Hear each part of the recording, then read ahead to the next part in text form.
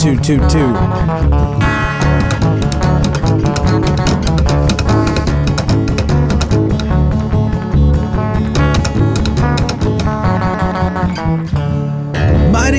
Mighty fine. Welcome to All Guitars Buzz, the weekly guitar-centric podcast that dives into a variety of topics, including guitar repair, building, what's on my bench, guitar news worth mentioning, customer stories, buying, selling, trading, along with existential philosophical breakthroughs. If this sounds like something you'd be into, please stick around. I have an email, allguitarsbuzz@gmail.com. That's old news. I have an upcoming show, May 24th at the Tower Bar with Project Skeleton and my band, the Black Jackets. We finally have some guitar news, and this isn't new news by this point. This is May 17, 2026, but Fender wins a lawsuit. Fender secured a landmark legal victory in the regional court of Dusseldorf, that's Germany, establishing that the Stratocaster body shape is a copyrighted work of applied art rather than just a functional design. The ruling allows Fender to block the import and sale of unauthorized copies across Germany and the entire EU. So why is this important? Who cares?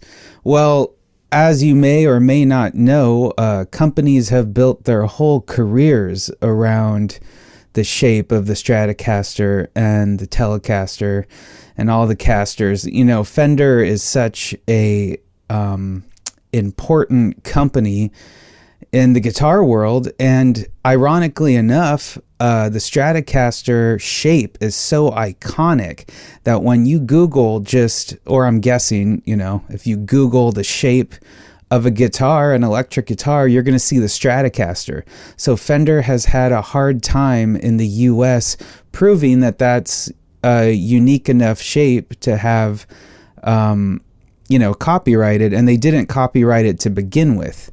And usually copyright deals with, works of art, which is interesting. It's different than the patent and all that stuff. I'm not a lawyer. I'm a guitar tech.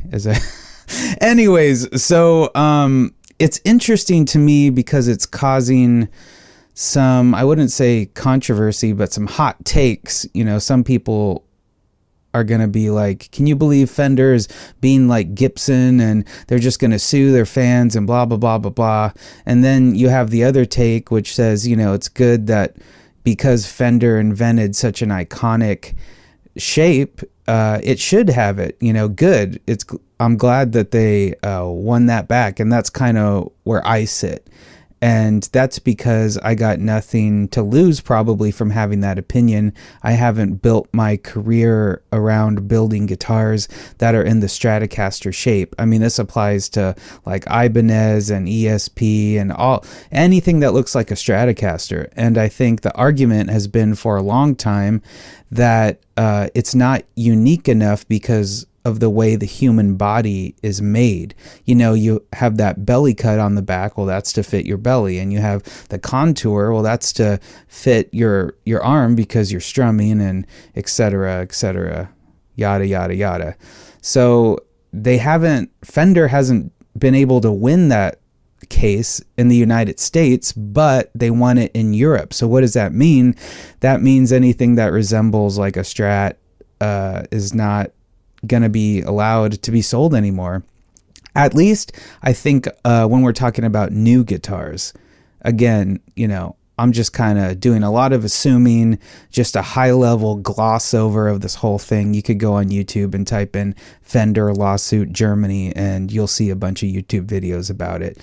But I think it's important because it's only a matter of time before that happens in the United States. And when it does happen, what does that mean for guitar companies like Nash and others, even boutique builders? Gibson is famous for having their lawyers on retainer, and they will send you a cease and desist letter, even to boutique builders. I've seen it happen firsthand, not to me personally, but people that I know that are making Les Paul copies and stuff. And it kind of goes back to that whole Napster thing about Lars from Metallica suing his own fans over downloading, the music it's interesting, when you're involved in the underground scene. We never make any money off our music, and that's a hot issue right now with Spotify paying the artist fractions of a cent. That's no new thing. And if you're an underground artist, indie artist, you spend a lot of your time playing shows and creating cool merch. That's how you make anything from it. And if it's not a hobby, if it's something more serious, then you're really looking for a label who, again, is probably going to take the majority of your record sales. But on the plus side, they are going to get you into those good shows, South by Southwest, etc. They're going to expose you to magazines, and, you're going to be interviewed by important people and KEXP, I'm assuming, and all the rest. So even after your deal is done with that label, what you get in return is that boost that they gave you. That's at least what I'm assuming. But anyways, that's enough of my rant about the news. This isn't really a news channel, but I have said for a long time guitar news worth mentioning in my intro. So I thought this was something interesting because I mentioned it at work and nobody really knew what I was talking about. Months ago I mentioned it, and then finally they're just starting to talk about it. Oh, I saw on Instagram something about that court case. So if you're in the music industry, if you're building or making guitars, I think it's just something interesting. You've probably heard it already, but if you haven't, there it is. Some interesting guitars came in this week on consignment. Some guy called me, so they haven't come in yet. But sadly, his relative passed away, and he has stuff that he wants to bring in. He did say some Gibson, some Fender guitars. But the stuff that I thought was interesting is he has some Sun amps, PV amps, and an amp called Lab. A Lab series, and I'm not sure if you've heard of these, but here's a little blurb off of Google. It says Lab series, L series, that's L5, L7, L9, L3, are vintage high-end solid-state amplifiers designed by Moog for distribution by Gibson between 1978 and the early 1980s. And they are known for their tube-like warmth, built-in compression, and versatility, and they are famously used by legends like B.B. King, and they typically go for anywhere around $500 or $600. So that's what the AI said. But it's interesting because I've seen them on Marketplace, and I love vintage solid state amps. Now that might sound stupid because one would think that solid state amps only really started sounding good recently with the invention of IR, and you're able to capture a tube sound and have a tube emulated cab and all that stuff. When I was growing up, I used to have effects processor pedals like Korg and others, and there would be a cab emulation option, which meant that you could plug it directly in to your computer for recording or headphones. And I guess Line 6 was super famous for maybe being one of the first that did this. I think Boss might have been in the forefront of doing that too. But back to the vintage solid state amps, I like that transistor tone that some of them get. I'm not talking about like red knob Fenders, even though those are kind of coming back now.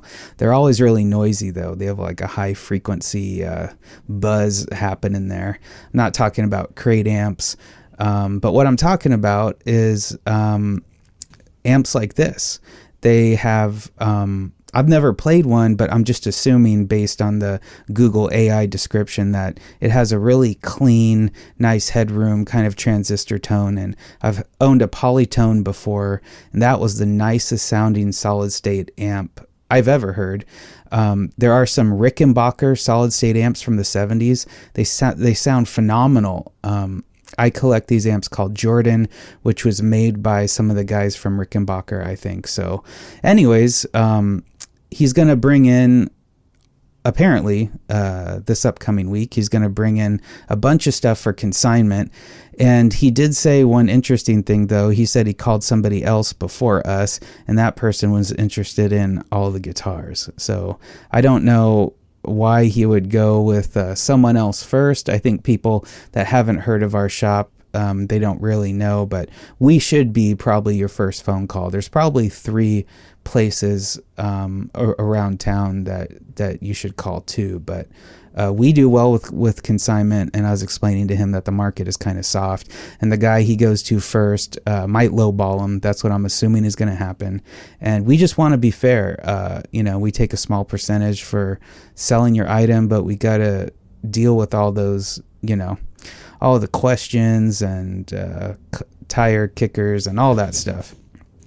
Something else interesting that walked through the door is a Burns Baldwin Bison. And I'm not sure if you are familiar with this style guitar. If you're not, go on YouTube, type in Polecats Make a Circuit with Me, and you will see the guitar player playing a Burns. It has some exaggerated horns on it. Very cool looking, but this one in particular is Baldwin era. Kind of remind me of Gretsch Baldwin era. This might have been made in the same factory, hanging right next to Gretsch's back in the day. But this one has the most interesting tremolo I have ever seen. And again, if you type in Google Burns Baldwin Bison, you will see what I'm looking at. It has like 2 blade switches and 3 knobs and a crazy segmented pickguard, their own proprietary pickups. It's a crazy looking guitar. It played good, and the guy that brought it in, he's a regular, the nicest guy you'll ever meet. He is the most talented guitar player I've ever seen. He plays in a bunch of bands all over town, and he has kind of a surf rockabilly style, but he's able to pick real good with his fingers, and just a killer player.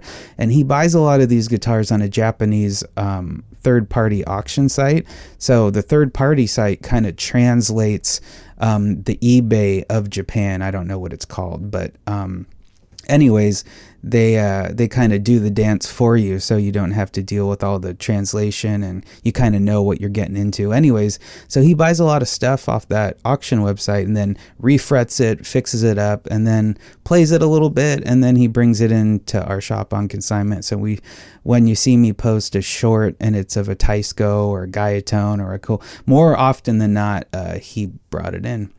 What's on my bench at the shop? Well, I have a Martin pickguard reglue, and it's more than just a pickguard reglue. I think I talked about this last episode, but it's signed by B.B. King and a couple others. It's a Martin 70s D18, and I was rereading the work order once I reglued the pickguard.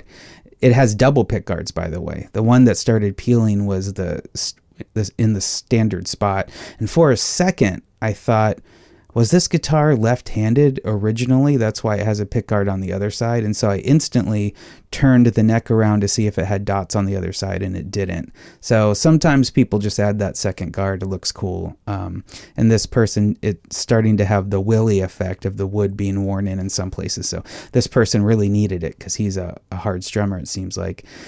So it was also in for a setup, miscellaneous fretwork, kind of the whole 9 yards. I glued a crack on the top and cleated it, and so I got the pickguard down. I put the old one in the case. That's what I told him. He said, what's the move? Should I try to reglue the original? Or it was potato chipping so bad. I just told the guy, I think the move is just to put the original one in the case for prosperity's sake. They call that in the gig box, that little box you have in your case. And we'll just put a new one on. And man, it had so many high frets, and the intonation was way off. So I compensated the saddle, and I wanted to drop the action a little bit because the intonation was way off, but the action was high. And when the action is high, it makes the intonation less accurate, or string length compensation, excuse me. So anyways, I went ahead and compensated the saddle, but when I went to take some meat off of it, I popped it out, and lo and behold, it had a piezo, it's an old transducer from the 70s, like glued on the bottom. And in other words, you couldn't separate the saddle from the piezo element. So I had to unsolder it from the jack which is also the strap button, but it's passive. So the piezo is there's no preamp. It's just going directly to the jack. So I had to unsolder that and then pull the saddle out and then take meat off the top. And that's kind of tricky, but I used a radius gauge that matched the gauge on the fingerboard. And I took it down maybe 30-second or so. But interestingly enough, the radius on the Martin was like, it was almost flat, which is wild. It was 17, I think, mostly. And in some spots, it might have been a little flatter, more like a 20 inch radius. But anyways, so took the saddle down. I hammered in a bunch of high frets. I did a little level on the upper board to create some fall away. And now I just need to solder back in the piezo to the jack. And I'm going to give it one last look. But that one's almost done. And next up, we have a PRS David Grisham satin guitar. And I'll tell you what, I do not like PRS guitars. I don't know, besides the typical stuff. I always say this. If I owned a recording studio, I'd have a bunch of, gear that I think my customers would like, and a PRS would be one of them. They're halfway between a Gibson and Fender, and they play nice. They always seem to play nice. And what I used to say is the SEs, that's their more affordable model, I thought that they were putting more attention to the SEs because, for $500 or whatever, they were just really, really good always until recently. And I've noticed a few of them, the neck sets are bad and like the action needs to go down, but the bridge is maxed out. There's one on consignment that might be a McCarty, like a higher end, that has that issue. And then this one had that issue, this David Grisham. And so the customer that brought it in, he gave me measurements. Oh man, here we go. That's like, for me, that's the thing that you don't want to do when you bring your guitar into a tech. And if you don't know why, if you're not in the tech world and you just want to hear my 2 cents or just my opinion, it's because it's what the guitar can do. And so when you give me some measurements and it's lower than what I would have it, who knows what the frets are like and other issues. And it is rare that you can get a guitar like super low. When I say super low, I think low is about 60 on the bass and 50 on the treble. That's real low. That feels like butter to play. If you encounter a guitar like that, it probably has little to no radius on the neck, maybe stainless steel frets that have been plecked or leveled real good. It's like a shredder guitar.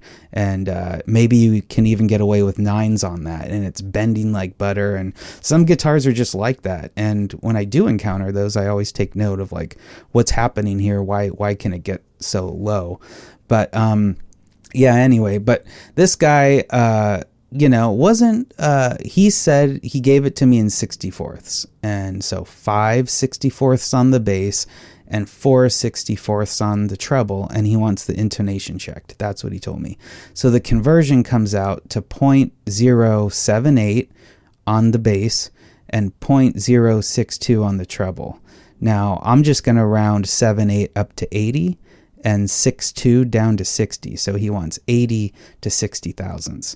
And that's what I did. However, the action on that guitar, that's how would I describe that? So, I'm kind of jumping back and forth here, but if you're someone that wants to give a tech specifications, in my opinion, instead of giving them numbers, just tell them you would like it lower than what it is. And if it's possible, given the frets and how the neck is doing, because the relief is different on both sides, at least it can be, if it will allow it to get it, pretty low. And if you do give them a number in thousandths, maybe say, this is just what some of my other guitars read at 70 to 60 thousandths, and it's a Les Paul or whatever with 10s, and I don't know if that's possible on the guitar I'm bringing you now, but just kind of in the ballpark would be great. I think that is a lot more reasonable then saying, I want this. And here's why. So he wanted those measurements, 78 to 62.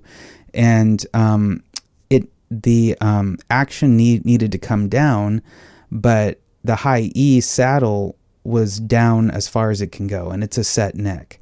So, and the neck was already straight. It's not like it had a bunch of relief. If it did, I would straighten it out and then raise the saddle, right? And so, anyways, the bridge on this model I'm talking about, the David Grisham, it's floating kind of. And if you look at a Strat bridge, it has like 6 screws, like one in front of each saddle that screws the bridge into the body. And you usually don't want those screws decked. You want them up, maybe like a turn on each one. And that allows the trim to work if that's what you're trying to do. So this one had, it must have been like 530 seconds on each screw. The whole bridge was up, and it looked like you could just screw the screws down. And if the whole bridge went down closer to the body, that means you'd have to raise the saddle. So I wasn't trying to go far, just a little bit. The guitar honestly wasn't that off from what he wanted, but here's the other catch. He said he does setups himself, and he wasn't able to do it. So red flags are just going off when they give me numbers, and then when they seem kind of worried and uptight, and then when they say that they do setups themselves. So in my head, they've failed, and they're bringing it to me to fix, and I better fix it, kind of a thing. So setting expectations is key, and I'm pretty good at doing this, but sometimes you can set the expectations and it doesn't take with them, and I want to talk about that more later this episode. But anyways, I was attempting to screw the screws down, and you would think if a screw is raised off the body that you could just take your Phillips screwdriver and turn it, and it didn't want to budge. And my coworker saw me and he said, dude, I just worked on a guitar like this the other day. The customer brought it in because he was trying to get those screws down, and he snapped a screw because they're not drilled to go down any further, and they're not supposed to. And I was like, well, that's awesome. Thank you for telling me that. I was already feeling some resistance, and I really didn't want to, my head was just saying stop anyways, but he confirmed that was the right move. And of course you think, well, I can take all the screws out, I can drill them further down, and, but that's going kind of above what the price I quoted him was for. And you really start to mess with the guitar when you do stuff like that. And I don't tinker. That's what I tell nervous people. That's a good word for it. Is he was kind of nervous, I thought. Don't actually I take that back. He seemed laid back. He just seemed kind of stern. Okay, serious. I'll say he was kind of serious. And so anyways. So what I wound up doing was I straightened the neck, and it had just the right amount of relief. And when I say straight, it probably had 4/1000ths relief in the middle of the neck. And I actually had to, when you have a floating bridge, you want it straight to the body. You don't want it kicking back or kicking forward. So in order to achieve his measurements, I actually had, the bridge was tipping back a little.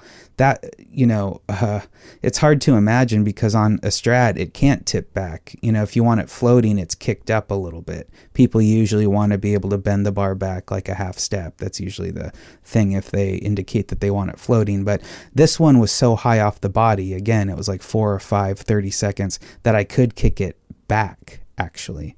So that's what I had to do to get his numbers. And I am really finicky about intonation because I'm a player myself, and I just cannot stand it when the guitar is out of tune or has bad intonation. So I have a strobe tuner and the Boss, just the white, I think it's TU2 or something. I have them working at the same time. And it's interesting to see sometimes the strobe, the Peterson, it's really accurate, and it can pick up the most subtle thing. The Boss will be reading dead on, but the Peterson might be showing slightly sharp. So it's just good to know. It's way more accurate than a snark is. And you always want to check your intonation and player's position, of course. So anyways, I did that job for him and he brought it back. He brought it back and he said that, but actually before he told me even why he brought it back, I said, hey man, I didn't get to talk to you when you picked it up, but I just wanted to tell you that these screws wouldn't go down, and to get your action where I wanted, I had to kick the bridge back, and it actually can't go any lower. And he kind of stopped me and he said, well, I want it higher. He said, I gave you the measurements last time, but it's not at that. And I'm confident in my work. So I instantly looked down the neck and it was backbowed. Not crazy, but just enough to not show the numbers he wanted. And then he gave the numbers to me again because I asked. And he said he wanted 5, he said this 0.5 64ths. That's different than 5, the number he gave me previously, and he still wanted 4 64ths on the treble.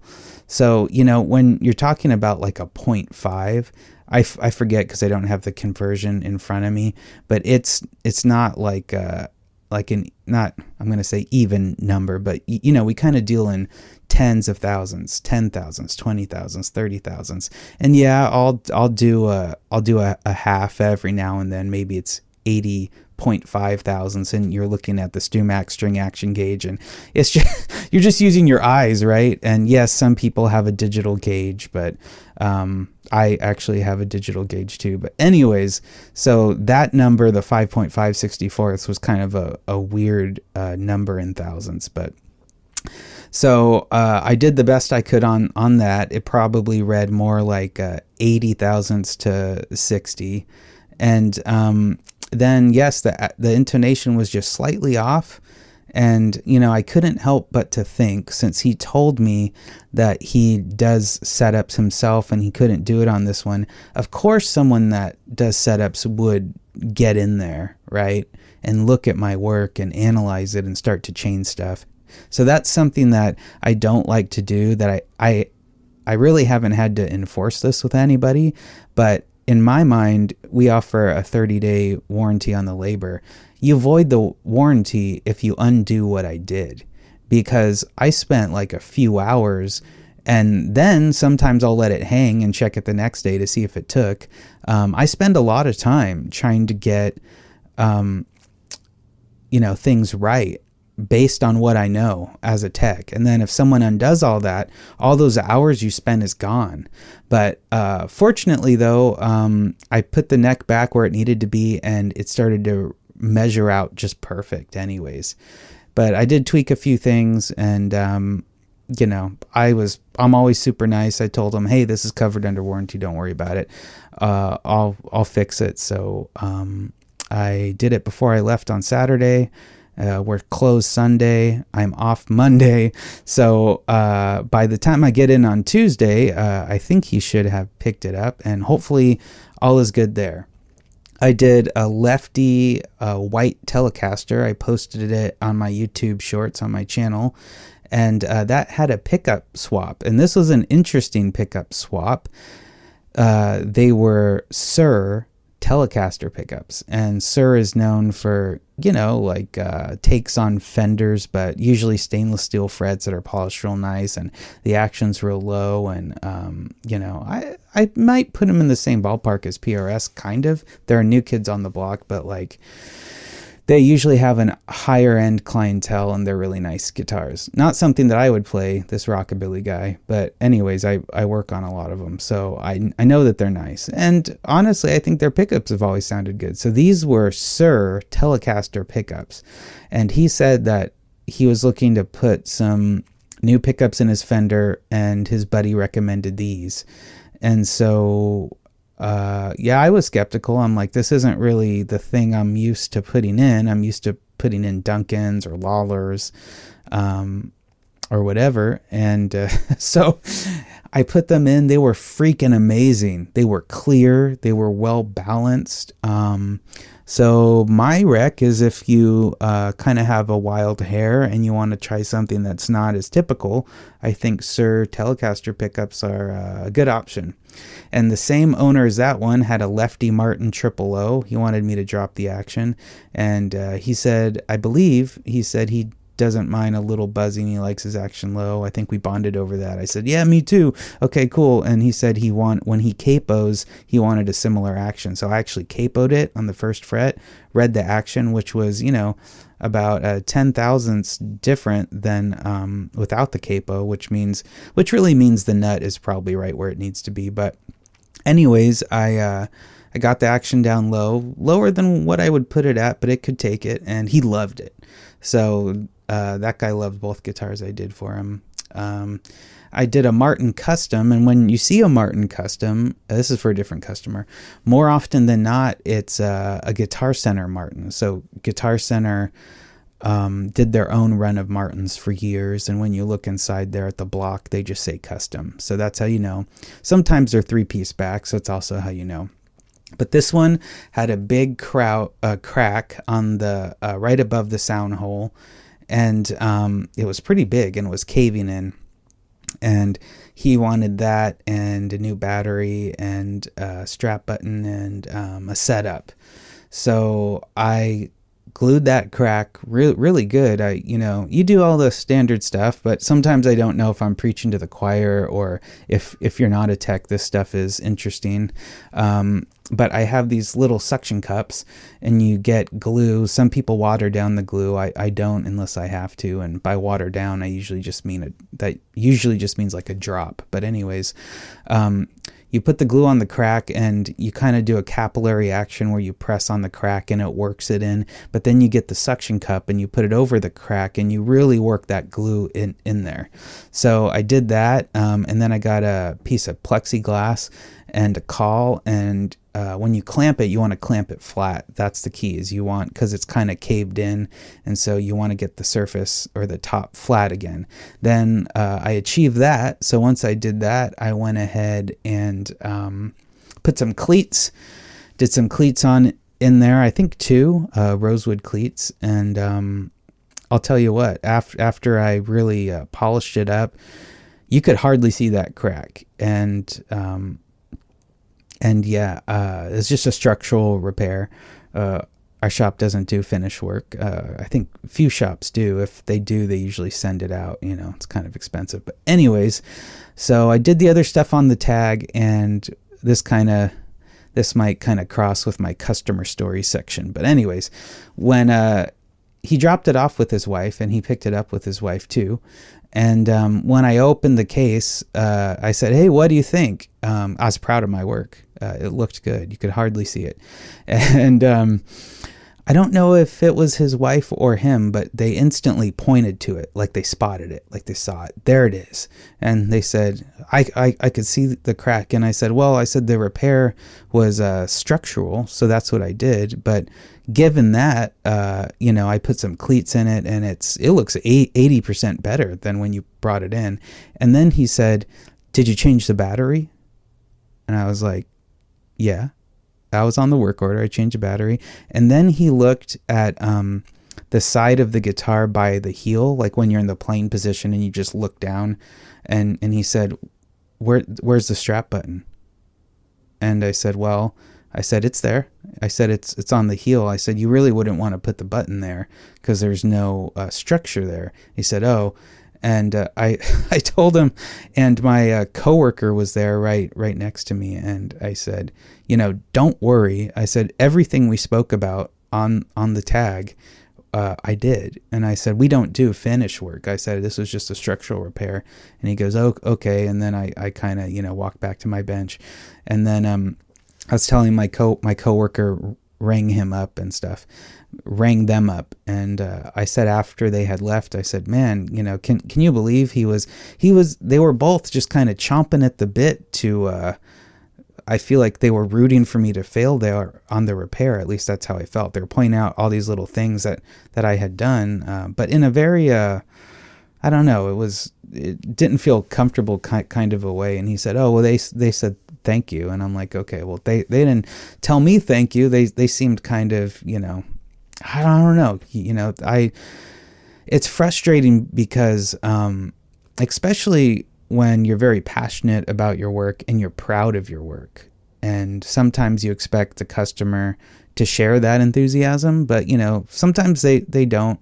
And so all I can say is I hope they really did like it after I reminded them that it was just a structural repair. And, I did try to set that expectation in the beginning, but that's all I will say about that Martin Custom. I did a Jackson pickup swap. I posted this on my YouTube shorts. It's a green, like an army green, and like olive drab, they call it. And it had orange pickups, and it said Jackson in orange on the headstock. It's super cool guitar, but he wanted to change it to bare knuckles, and the bare knuckles bobbins were yellow. And I'm thinking, well, maybe they didn't have orange to match. It still was a cool look when I installed it. And so I installed it, and I do have to admit they sounded real good. And the old pickups that I pulled out, they just look like import, just real cheap pickups. And they looked the part, but I don't think they sounded very good. And then I did notice when I was putting new strings on it that the E string saddle adjust on the Floyd, that screw in the back where you tighten the string, that was stripped out. And I took a picture of it because you could see the threads. I backed the screw all the way out, and you could see the threads, how it had been cross-threaded in the past. And so we had a replacement hanging on the wall, so I changed it out. When the customer picked it up, I told him how cool the pickup sounded, and then I said, oh by the way, your low E string was stripped. And he looked at me like, oh crap, and I told him, I said, but I replaced it, all's good. It was like $20. It just happens sometimes with these over tightening or whatever. And he was cool with it. Sometimes I get the feeling like they know this, and they're prepared for it because they know that he's had trouble with that in the past. So anyways, that was all good. Customer brought me in a Gibson J55, and he said it was buzzing. And he said, now this is important. I liked this customer because he just was real with me. He's like, I love this guitar, but it didn't start buzzing till recently, and it never used to do this for years. So I just want to know, like, what's going on? Does it need fret work? Like, what's happening? And I looked at it, and it was just a classic case. The action, way too low. The strings were digging into the saddles. I think the neck might have been a little too straight. Just all your standard stuff. So I gave the neck the right amount of relief. I shimmed the saddle. He said he didn't mind if the action was a little higher, so I got it back right where it needed to be. And then on top of that, I searched for some high frets, and there was, so I addressed that. And the guitar played great, sounded great, and I wasn't there when he picked it up, but he hasn't been back, so all is well. I did a Larrivee Dreadnought. The binding was falling off the bottom side of the neck, and he could feel it, and he had been gluing in pieces over the years, and it was really bad. It had almost completely fell off, excuse me. And I noticed on the top it's starting to do this, and it was doing it every time there was a fret. You would see a hairline crack in the plastic, but even when you look at it in glancing light, it looked like there was cracks all over. So I don't know what kind of plastic they were using back then, but it wasn't good. So I was looking for binding that was the right thickness, but that's always a deal. So we had some extra thick black in the shop, and I took it to the drum sander. I double stuck it to a board, and I ran it through the drum sander, and I got it just about to the right thickness, and then I scraped it to the right thickness, and then I installed it, and that went good. The guitar was filthy, and I did a moderate cleaning. Sometimes when it's filthy, I think people get confused between filth and wear, and they like the wear because they think it looks old and cool, and if you get rid of it and you tell them it was filth, it looks new and they don't like it. So sometimes I'll do a light cleaning. The thing that I like to clean is the fingerboard, and you got to be careful with old maple Fenders because people, again, think it's wear, and if you clean it off, they'll freak out. So be careful there. I'm careful cleaning, guitars in general. It seems kind of like the thing that's not talked about a lot, but there's different solvents that can cause different, or degreasers that can cause different reactions, whether it be mineral spirits or naphtha or just plain old lighter fluid or wax wash or whatever you're using. So I'm just always cautious. So anyways, cleaned it up, and the customer loved it when he picked it up. I had a new Tokai Strat matching headstock. Beautiful. I set that one up, and that one set up like a dream. The customer loved it. Repeat customer of mine. Such a nice guy. Did a made in Mexico Strat, and it had neon green strings on it. And I also posted this in my shorts on YouTube. And he didn't want the green strings anymore, but I kept them on just for the twirl. But basically, I didn't write this customer up. Sometimes they go unassigned, and they wind up with one of us. This was it. And it was a Stevie Ray Vaughan. He wanted a Stevie Ray Vaughan style setup. And in the work order, it had a question mark, whoever wrote it up. And so I had to clarify with the person that wrote it up. I was like, what does that mean? And he said he didn't really know what he wanted. He just wanted it in E flat. He wanted the trim floating a little bit, and he said just set it up how you would usually set up a Strat. And so I did, but it did say he was okay with a little bit of the higher action. So I think it was like 80 on the bass, 70 on the treble, with the trim able to move back a half step. And that one's set up nice. There was a rush on it, and I rushed it, and then he didn't pick it up. So I hope he's happy with it. He might pick it up on my day off, I'm assuming. And then I worked on a 70s Epiphone semi-hollow 335 style. It had a Bigsby copy style tremolo on it. And basically, the customer... Now this one, I will call nervous. I think I was writing him up, and, it's kind of... These folks are interesting. You'll say something, and you say it to let them know that you're going to be cautious with it. But even bringing up makes them nervous, and then they reiterate what you just told them. I'll give you an example. So, I told them, I said, I opened the case, and, I'm just trying to be personable here. I like dealing with people. It's a part of the job. And I said, wow, this guitar is really, it's really mint. Wow, look at this thing. And he said, it's my baby. It's my, it's my, and he said some other stuff I don't really remember, but he was letting me know that to be careful, and that it's, very important to him. Now, this guitar isn't worth a lot of money. I don't know, $350, $400. It's a 70s Epiphone bolt-on neck, 335 style, with the MIJ Ventura style pickups. You know what I'm talking about. So anyways, and then I said in talks with him, I was very detailed with what I wrote down on the work order, because he seemed like he was nervous. And then I said, he said that he wanted the intonation. And I noticed, this is due to my experience, but sometimes when you talk to people, you try to prove your credibility by noticing things, but they don't pick up on it. That's kind of like what happened here. So I said, so you want me to set the intonation, but I noticed that the bridge is floating there. I said, when you take off the strings, does the bridge fly off? And he said, yes. And so it doesn't make sense for me to set the intonation if the bridge is going to be in the wrong spot every time he does a restring, if he doesn't know how to set it. So I told him, I said, do you want me to pin the bridge? And he looked at me blankly.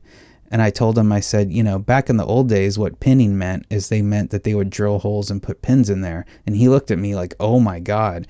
And I said, that's not what I'm talking about here. I just used some double stick. If you wanted to take it off, you could take it off. But I said, it holds it enough to where your bridge doesn't slip and slide everywhere. And he said, don't pin it. He's like, he was like, again, I just told him I wasn't going to pin it, but he didn't hear it. All he heard was pin, and he didn't want me to pin it. And so he said it again. And I said, my Gretsch. And so again, I'm trying to show credibility. A Gretsch that's worth, 6 times what his guitar is worth. I said, that has pins in it. I said, but I'm not going to do that to this one. I said, don't worry. I'm just going to use a double stick tape. And so he seemed fine. I did the job, but I was I was nervous. You're just thinking, every day is different with customers sometimes, and some weeks are more. I don't know. It weighs on you more than others. But anyways, apparently I wasn't there. But I asked my coworker. I said, "Did that guy pick it up yet?" He said, "Yeah, he loved it." So there you go. What's on the bench at my shop? I got an upright bass bridge that I'm working on, and I just basically finished it. I did the final sanding, and I sprayed it with a coat of clear, and it's drying. Once it dries, I'm going to pop it back on. It's a 3/4 style. I think it's a Palantino, and so I'm going to get that wrapped up and out of my shop. And my friend Andrew, he's also in my band, the Black Jackets and the Echoes and others. He's in a lot of bands. What's up, Andrew, if you're listening? He dropped off his King bass, and King was a company in the early 2000s that were making rockabilly style basses. Lee Rocker from the Stray Cats, famous for playing them. His has a little cat guy on the scroll where the scroll would be. But what's unique about this bass is it's Gretsch orange, and I think he bought it from.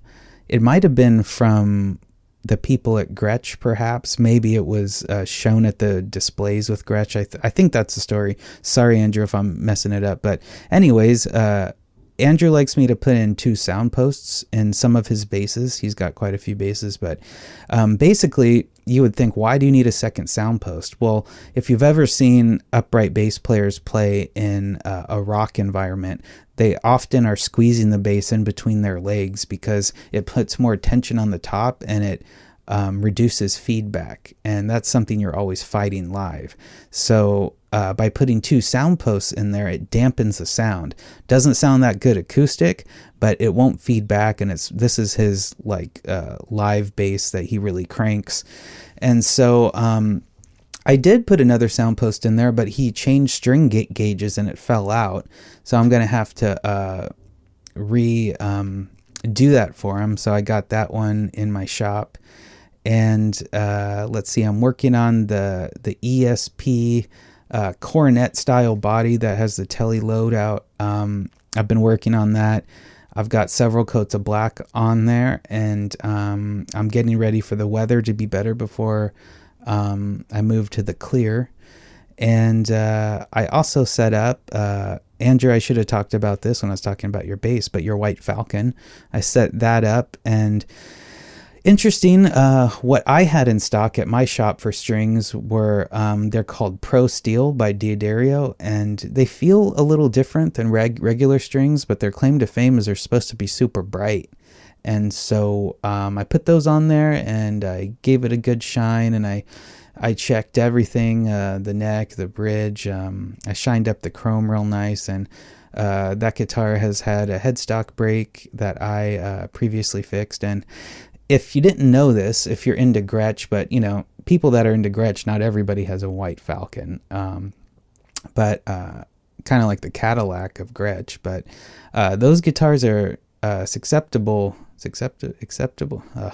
I can't talk today, but they're prone to breaking, to headstock breaks. There's so little meat there where the truss rod cavity is, and it's very thin. And I've actually repaired a couple of them. So just know that, any of you all that have White Falcons. All right, it's time for some water cooler talk. I said in a previous podcast, I was talking about how I'm flipping some guitars on Marketplace, and I have this hot pink Kramer Strat style that with a telly neck, and I was wondering what to do, and my coworker said, make it to where you don't want to keep it, kind of lean into what it wants to be. And for that specific example, I can see where he's going with that. In other words, don't do what I was going to do, which I was going to put in, something like 2 or 3 TV Jones classics in a Strat style body, mind you, with maybe, a different shaped pickguard than a Strat, and, kind of, I don't know what bridge in this dream that I'm talking about. But anyways, yeah, he said, make it to where you don't want to keep it, which, he knows that I've got a fair amount of guitars. And so I thought, yeah, I mean, not that I wanted to keep it, but I understood what he's saying. And so I wound up, I think I'm going to put a Kaler on it. And maybe I'll just wind up doing, since it has a telly neck, it would make sense to have maybe a telly bridge pickup somehow, and then maybe something funky cool in the neck. But yeah, what he was really talking about is leaning into the 80s hair metal, put a Floyd on it, put some DiMarzios in it, like that. And I get it.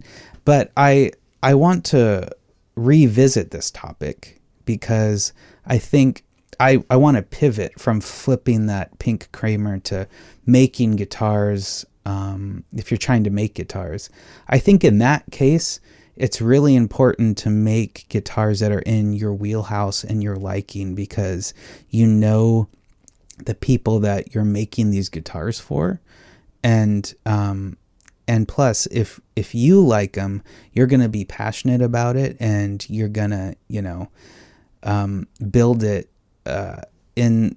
I'll just give you an example. So I put together a Telecaster, and it's killer, but it's totally me. It's got a chunky neck. It's got a half telly guard with a smuggler's route. It's got a Bigsby.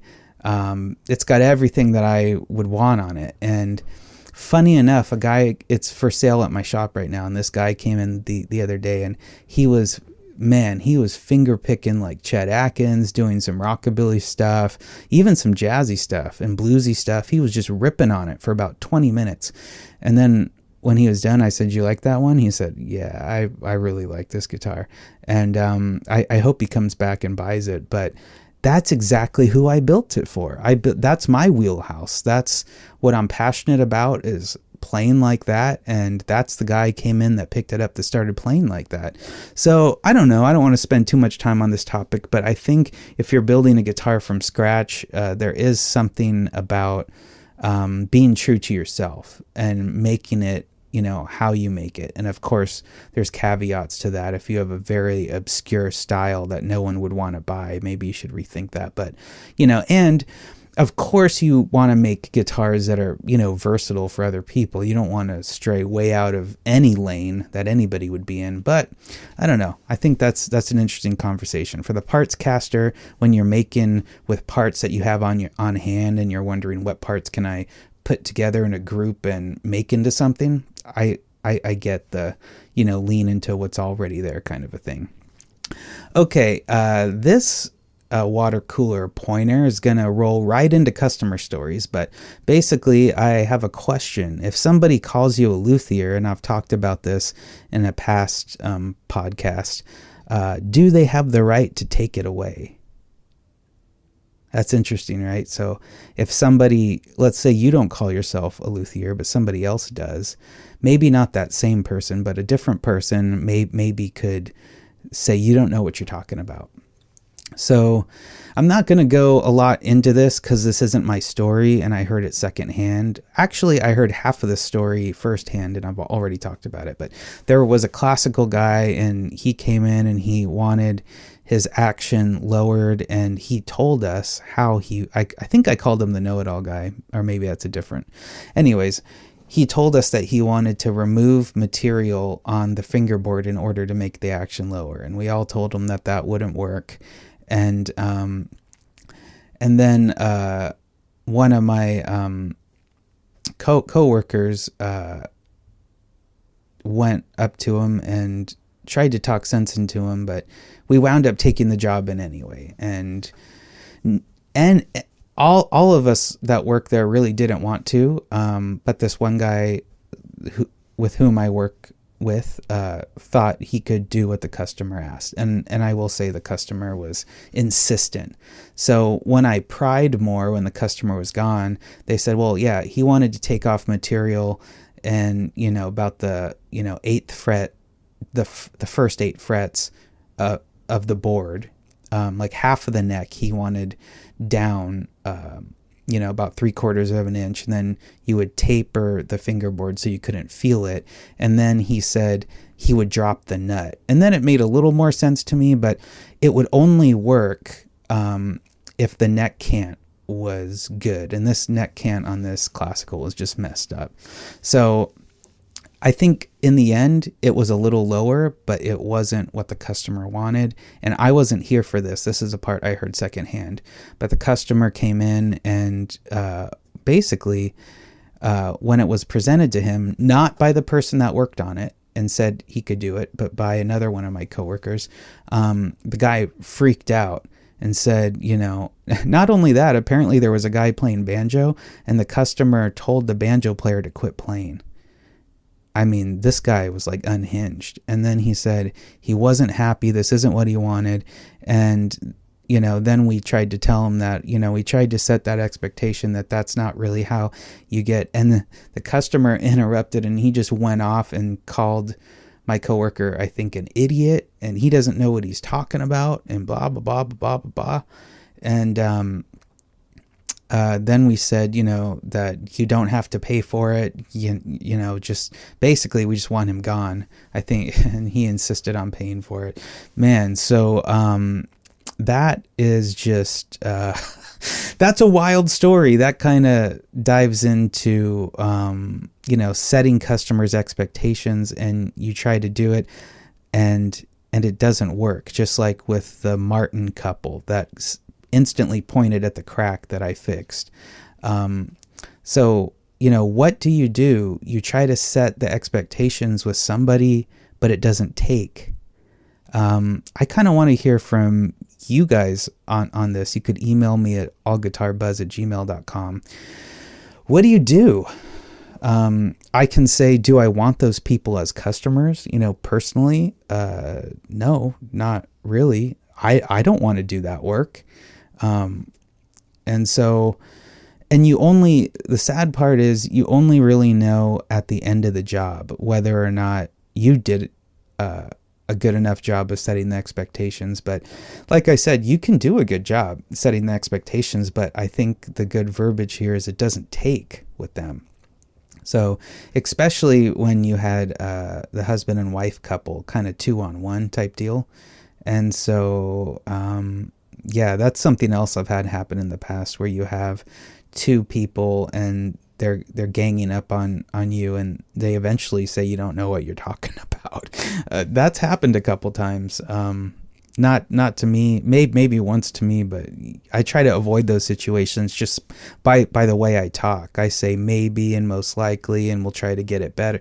You know, we'll try and get it better. And I try to talk like this because I don't want to say anything for certain. I'm trying to, you know, this totally depends, this way of speaking that I'm talking about, on what the situation is. But if it's someone that's nervous and you think they might be unreasonable, then I might talk to them like that in a very nice way, just not so certain. Because if you cement it in stone and you don't deliver, they're going to be upset. And sometimes you set the expectation, it doesn't take, and they're still upset. So what do you do in that case? Sticking up for your teammates. Okay, here's another versus pleasing the customers. So this is something interesting that happens. We always want to please the customers, and so but I think there is a point where if you don't set them straight, then they might continue to think that they're right. Not only that, but you know, your reputation might be on the line, I guess is what I'm saying. So for example, this guy came in and he ordered he wanted his Evertune set up. Well, there was a broken part on the Evertune, and he said, can you order another one? Oh, by the way, it's a rush job. And, you know, my band's going on tour and I need this done like ASAP. And we said, well, we can only do it as soon as a part gets here. And they have two shipping options, one's standard and one's rush. So we could get the rushed, but we ordered it. I believe this wasn't my deal, but I believe we ordered it from Evertune. And so, yeah, that sometimes when you order from companies, it's not like Prime. It could take 2 to 3 weeks to get there. Sometimes it was really bad during COVID. And so, yeah, he kept calling like every day. Is it done? Is it done? He's getting more upset and more upset. And the whole time we're telling him, yeah, we just don't have the part. You know, it might take a few hours to do once we have the part, but we don't have it yet. And so finally, I believe from what I heard, that his guitar tech was calling on his behalf also. And finally, the guy just came in and wanted to pick it up. We are already out the money for the part. And so, to cool everything down, one of my coworkers just kind of gave it back to him, and, you know, kind of just no charge, just take it back if that's what you want to do. But then the customer even pressed more and said, well, I'm going to be back, and when I come back, can I get a discount on some work? And we were like, oh, well, you know, I don't know about that. But the part about backing up and having, you know, some backup sometimes is, yes, you're trying to smooth it over and please the customer, and reputation is important. But also, if he has the wrong idea of what happened, they need to be set straight. You know, should you go up there, step in and say, hey, you know, that way it's two people that are talking to him. Say, hey, we ordered the part. Here's the tracking number. You know, show them the laptop. Look, here's the status.